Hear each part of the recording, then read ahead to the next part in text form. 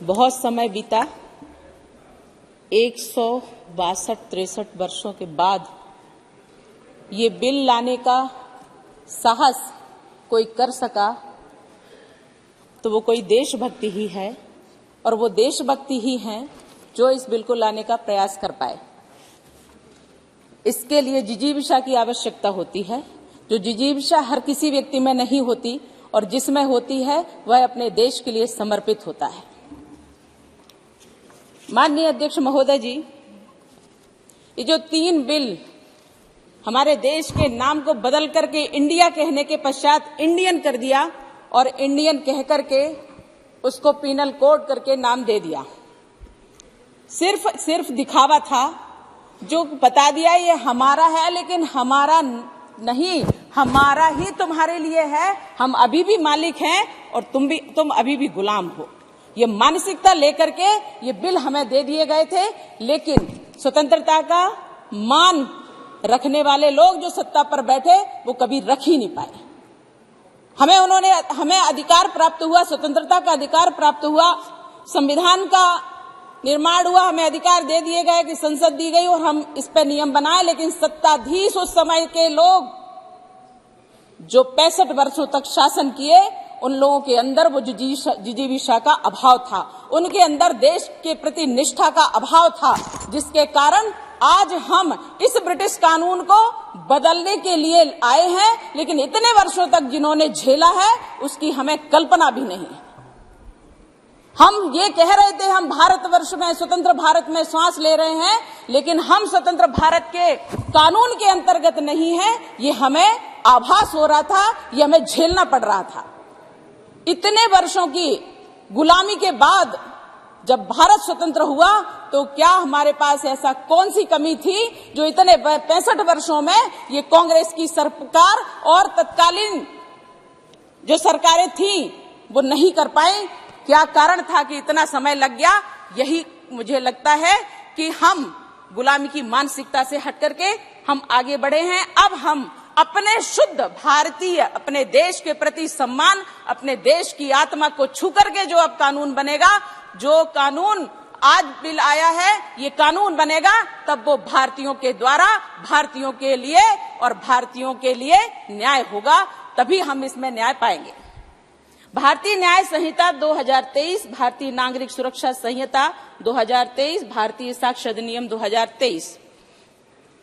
महोदय, अब इसमें जब भारतीय लगा है तो दंड भी प्रारंभ में नहीं है। उन्होंने तो हमें सिर्फ दंड देने के लिए प्रारंभ किया था कि इनको दंड संहिता बनाओ और सबसे पहले इन्हें अपराधी घोषित करो, क्योंकि सीआरपीसी जब आया पहले 1898 में था और उसके बाद इन्हीं लोगों की सरकारों में 1973 में बना।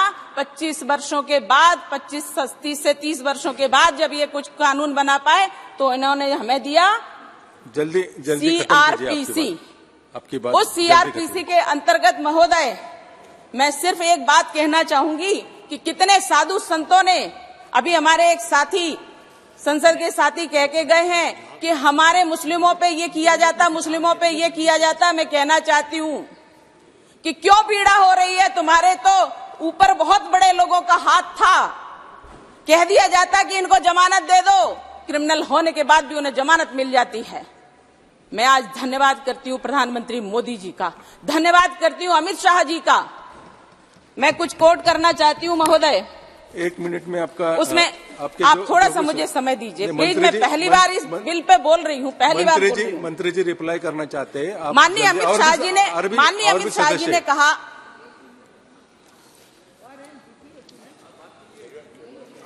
माननीय अमित शाह जी ने कहा कि ब्रिटिश प्रशासन की रक्षा मजबूती का था, रक्षा मजबूती पर था, उनका उद्देश्य दंड का था, न्याय का नहीं, और यह सत्य है। हमने माननीय प्रधानमंत्री मोदी जी का भी एक इंटरव्यू में उनका एक कथन सुना। मोदी जी ने इंटरव्यू में कहा कि जनता हमें जितना अधिकार देगी, जनता हमें जितनी शक्ति देगी, हम उससे बढ़कर के काम करेंगे। और आज जनता ने ये दिखा दिया है कि हम आपको शक्ति दे रहे हैं, आप काम करिए। तो ये जनता का साथ और जनता का विकास और सबका साथ होने के साथ ही आज ये दंड का नहीं, आज ये न्याय का प्रावधान आया है हमारे बीच में और हम उस प्रावधान के अंतर्गत चल रहे हैं। महोदय, बहुत अच्छा ये लग रहा है कि इतने वर्षों बाद ही सही बहुत सारे कष्टों को झेल करके बहुत लोग आगे आए हैं और जहां अपराधों के लिए कहा जाता है ये अपराधी है, तो अंग्रेजों का शासन, ब्रिटिश का शासन के जो कष्ट झेले हैं उनके बारे में ये बात कहना चाहती हूं कि महोदय, ना सम्मान दिया जाता था, जैसा सरकार चाहे वैसा सरकारें चलाती थी इन लोगों को। उन करने वाला जितना अपराधी होता है, करवाने वाला भी उससे बड़ा अपराधी होता है। इसलिए महोदय, जब इस प्रकार की बात आती थी तो एक 161 का जो नोटिस दिया जाता है वो भी नहीं दिया गया था। कोई और की बात नहीं कर रही हूं, अपनी बात कहते हैं, लेकिन ऐसा साधु सन्यासियों के साथ हुआ है और हम भी उसको झेले हैं। 161 का बयान होता है, 161 का नोटिस दिया जाता है, तब आपको लेकर के पूछताछ की जाती है, जिससे आपके परिवार, आपके शिष्य, आपके सेवक, आपके रिश्तेदारों को पता होता है आप कहाँ हो। महोदय, अपहरण किया गया, 13 दिन तक अंदर रखा गया और अंदर रखे क्या यातनाएं दी गई, वो यातनाएं अकल्पनीय थी लोगों के लिए, लेकिन उनको इस ब्रिटिश शासन के नियमों को हमने झेला है और किसी और ने हम नहीं झेला महाराज जी, हमने झेला है और हमें झिलवाया गया है। करने वाले लोग तंत्र के थे, करवाने वाले लोग सत्ता के थे।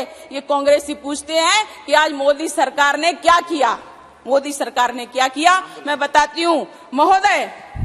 कोई भी तंत्र तभी बदलता है जब हम जनमानस की मानसिकता को बदल देते हैं। महोदय, जनमानस को बदलने के लिए उसका विकास जरूरी है, जनमानस को बदलने के लिए उसकी सुरक्षा अनिवार्य है, जनमानस को बदलने के लिए देश की सीमाओं को सुरक्षित करना अनिवार्य है, जनमानस को बदलने के लिए उनको रोटी और कपड़ा और रोटी कपड़ा के साथ शिक्षा और शिक्षा के साथ न्याय देना जरूरी है। जब ये सब माननीय प्रधानमंत्री मोदी जी ने दे दिया, हर किसी वर्ग का विकास कर लिया, उसके बाद जब न्याय की व्यवस्था आती है तब हम इसके अंतर्गत आते हैं। महोदय, इतने वर्षों बाद लाने का 10 वर्ष हमारे माननीय प्रधानमंत्री मोदी जी के शासनकाल के 10 वर्ष हुए हैं, लेकिन ये चिंतन लंबा रहा, ये चिंतन जिजीविषा का है, इसलिए आप अपनी बात खत्म कीजिए ना। मेरी बात पूरी होने दीजिए।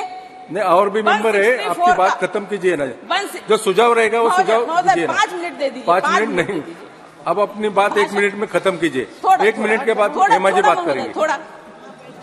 161 का जो नोटिस दिया जाता है महोदय, अब वो प्रावधान में आया है, तब लोगों को और इसका इलेक्ट्रॉनिक उपयोग भी किया जा रहा है, जो हमारे माननीय अमित शाह जी द्वारा बिल लाया गया है, मैं उसके समर्थन में हूँ। महोदय, 161 में जो इलेक्ट्रॉनिक का उपयोग किया जा रहा है कि हम इलेक्ट्रॉनिक के द्वारा, मोबाइल के द्वारा, ईमेल के द्वारा ये सब चीजें भेजेंगे, तकनीकी का उपयोग किया जा रहा है। 164 का बयान जो जज के सामने होता है, अकेले में होता है, लेकिन उस पर दबाव बना करके पूरा दिलवाया जाता था, जिससे अपराधी छूट जाते थे। महोदय, अब नहीं छूट पाएंगे। हेमा मालिनी, नहीं, और भी मेंबर है, आप अपनी बात जल्दी खत्म कीजिए। मैं चाहती हूँ अंतिम बात खत्म कीजिए। ये हमारा अपना देश है, अपना कानून है और अपना अनुशासन होगा, तब इस देश में सही से विकास हो पाएगा, जिसकी ओर हम चल पड़े हैं। बस इतना ही कहेंगे कि कुछ नियम अंदर इसके लाने की आवश्यकता है कि जो अब किसी और को ना झेलना पड़े। महोदय, जो प्रताड़नाएं दी गई, जिनके लिए कोई कुछ नहीं कर सकता था, अब उन लोगों को सजा हो, ऐसा प्रावधान इसमें आया है। प्रताड़नाओं की असीमितता थी महाराज, उसको हम कह नहीं सकते, इसलिए इनमें सिर्फ ये जो प्रावधान लाया गया है कि जो प्रताड़नाएं होंगी अब उनको भी दंड मिलेगा। तो मैं चाहती हूँ कि अब देश में बदलाव आएगा, नया भारत है, तो नए भारत की कल्पना बस। ठीक है, मान्यवर हेमा मालिनी जी। अध्यक्ष। नमस्कार, मैं हूं मानक गुप्ता। अगर आपको हमारा ये वीडियो पसंद आया हो तो इसे लाइक और शेयर जरूर करें, और हां, हमें सब्सक्राइब और फॉलो करना ना भूलें, ताकि आप देश और दुनिया की कोई खबर मिस ना करें। तो जुड़े रहिए हमारे साथ और देखते रहिए News 24।